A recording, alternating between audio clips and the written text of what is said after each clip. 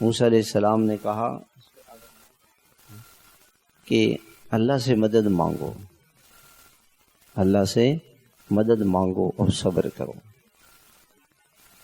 مسلمان کے لیے مشکلات میں دو چیزیں ہیں، اللہ سے مدد مانگنا اور صبر کرنا۔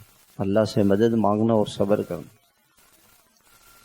اس کا مطلب کیا ہے کہ اللہ سے مانگا، مشکل آ گئی، اللہ سے مانگا اور پھر بھی وہ مشکل نہیں ہٹی تو اب صبر کریں، اب صبر کریں۔ ہمارا اللہ پر کوئی زور تو نہیں چلتا، یقیناً اس میں ہمارے لیے بڑی حکمت ہے۔ ایک آدمی نے کہا کہ اللہ تعالیٰ مجھے مالدار مسلمان بنائے، تو یہ دعا نہیں مانگنی چاہیے کہ اللہ جس میں میرے لیے عافیت ہے وہ فرمائے میرے ساتھ۔ حضور صلی اللہ علیہ وسلم کے زمانے میں ایک شخص تھا، بہت غریب تھا وہ، تو اس نے اللہ کے نبی علیہ الصلاۃ والسلام سے کہا کہ آپ میرے لیے دعا کریں کہ اللہ تعالیٰ مجھے مالدار بنا دے۔